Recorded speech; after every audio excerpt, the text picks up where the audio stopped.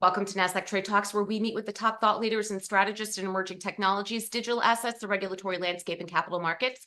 I'm your host, Jill Malandrino, and joining me this afternoon, we have Jon Birnbaum, founder and CEO of OpenYield, as well as Barry Bernstein, managing director and COO of technology services at ViewTrade. We're here to discuss fixed income retail trading trends and the macro factors that could make bonds attractive for investors. It is great to have the both of you with us. Jon, I'm going to kick it off with you. If we can get a brief introduction of OpenYield, where you sit within the fixed income ecosystem. Yeah, thanks for having me, Jill. Really appreciate it. I'm the founder and CEO of OpenYield. OpenYield is a new bond marketplace focused on retail distribution. So we are the marketplace, kind of like an exchange, and we seek to connect to all the downstream providers to retail, brokerages, advisory platforms, and asset managers for trading bonds. Right. And Barry, tell us about ViewTrade. All right, so thank you for having me, of course. And my name is Barry Bernstein. ViewTrade's force that drives fintech, cross-border investing. We've been around. This is our 25th year, so exciting to us, 25 years. We have clients in about 30 different countries. We cover about 20 different markets, equities, options, mutual funds, fixed income. And we're really the technology. We're the force. We are the technology that drives a lot of those brokerages, banks, wealth managers all over the world. That's a little about us. So, Jon, let's provide some historical context here in terms of how the fixed income space, how it's been dominated, why it hasn't been quite as active with retail investors relative to, let's say, options, equities. Yeah, sure. So I always start off the story about OpenYield by explaining the why now and what's changed. And there's been a few key changes that rationalize why we're here, even having this conversation today about retail and fixed income. And the first is really this demand side driver of the rise of rates. For a very long time, throughout most of my career, we were in a zero rate environment. Bonds are not that interesting. Now that rates are non-zero, they're again interesting, and there's lots of demand to buy bonds again. But the second reason is that the bond market itself has structurally really started to inflect with the emergence of automated liquidity. Previously, whenever anybody traded a bond, it was a request to a trader to come up with a price to then execute. And that's what I started off my career doing at Morgan Stanley. But as you can imagine, that has recently become much more automated, which completely changes how bonds can then be distributed down to retail. And that's really our focus as a marketplace. Yeah, so it's essentially the accessibility of these products that have made it more attractive for retail investors, and they have a way to be able to trade that more efficiently. Way more efficiently. Instead of seeing a possible price and clicking, hey, I'd like to trade, and having that ping to somebody's desktop somewhere to come up with the price or to change it, it can now be completely automated. Just like how retail investors would expect the market to behave now that they're accustomed to equities, futures, options, and crypto, fixed income is now evolving similarly, finally. Right. And Barry, how is ViewTrade? What are you doing to address this demand in fixed income? So right on this topic, going back 20, 25 years when equities really became electronic, it gave us the ability to have everything we wanted on our laptop, on our computer, in our hand.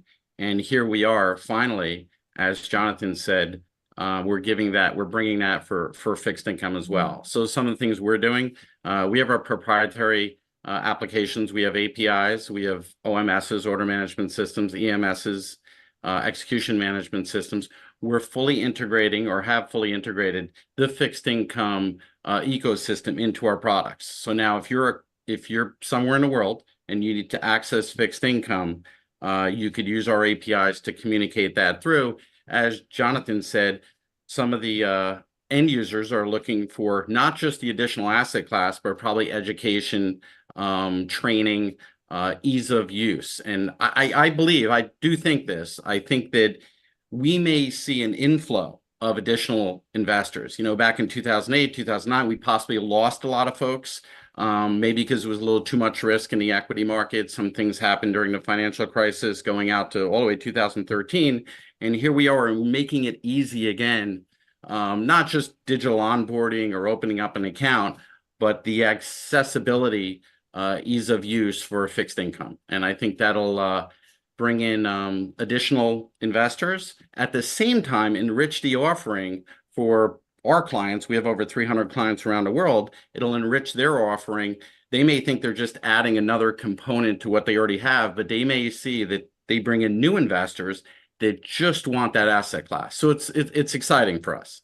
Yeah. Well, Barry, do you think the industry is doing enough in terms of educating fixed income investments, or educating their client base, educating investors that might be interested in coming onto a platform to gain more exposure to the asset class? It feels as if when when we're talking about financial literacy month or other education offerings, it's always geared towards the stock market. Is the industry doing enough?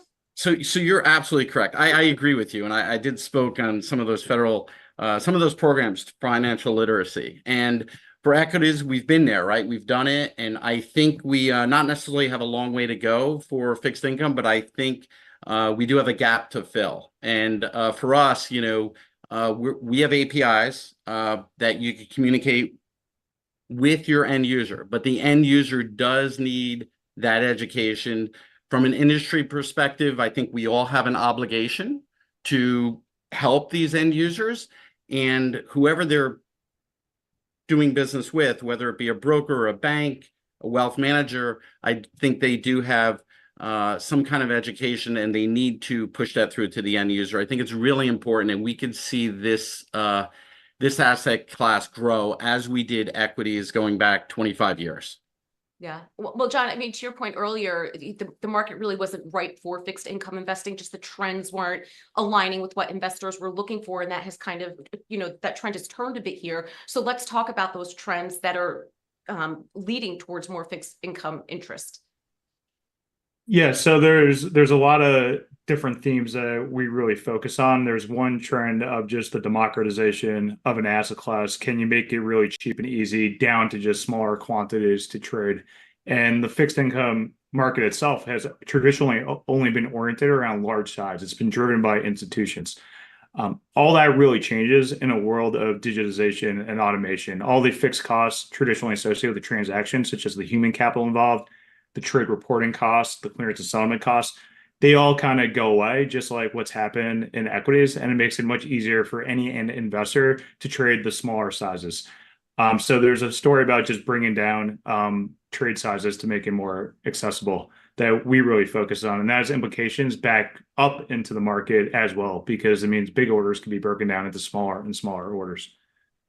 Well, let me ask you the question in a different way. If there's fixed income ETFs that are available, what would be the benefit of designing your own portfolio relative to going with whatever thematic ETF is available to you?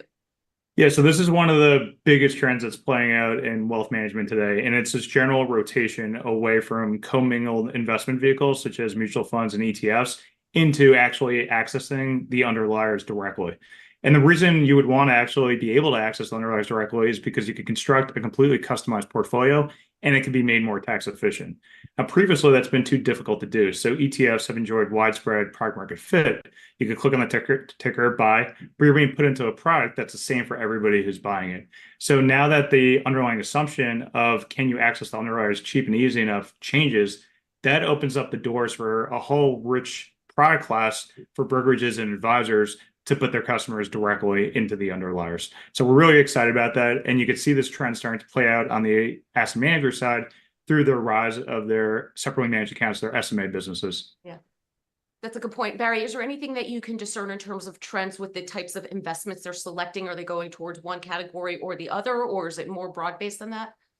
I agree with Jonathan where this direct investment is valuable. I think they're making it easy. The one thing we're seeing is screeners, decision support applications. It is a challenge to compare likes to likes in this space. They look very similar to even the most experienced. But if you're not that experienced, maybe you'll need a screener or something like that to do it. But we see it broadly. We see people are interested in doing this. Maybe it's to lower risk, direct investment. As Jonathan said, something about the ETFs.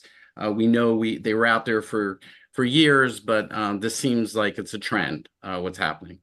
Yeah, and I view it as really this general rotation, because no matter what environment, and even if you can't access underliers, everybody has some type of target portfolio strategy that they're trying to achieve. And, classically, it's the 60-40. So then the question really is, how are you getting exposure to that 40? What's your wrapper of choice? And this is just the story around technology being the future wrapper of choice. Could it be delivered through an end brokerage? Could it be delivered through better advisory products?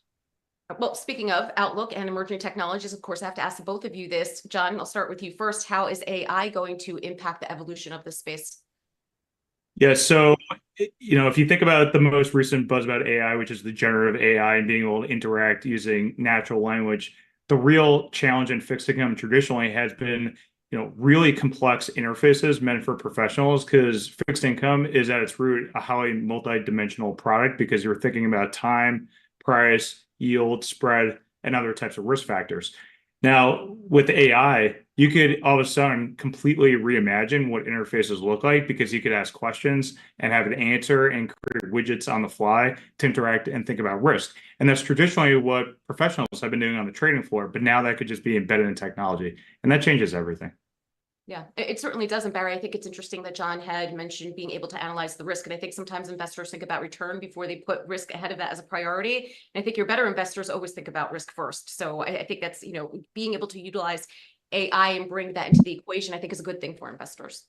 Yeah, we agree. We have a few projects underway using utilizing AI, natural language processing, voice processing, and it is multidimensional. It is challenging, and if you could ask those questions to the machine and get a response, or if it could analyze it for you using some kind of artificial intelligence or AI, definitely changes or levels out the playing field for a lot of these folks, and it's something to look forward to. We're excited about it. Yeah, it is going to be interesting to see how the space evolves. Appreciate both of your insights. Thanks for joining us on Trade Talks. I'm Jill Malandrino, Global Markets Reporter at Nasdaq.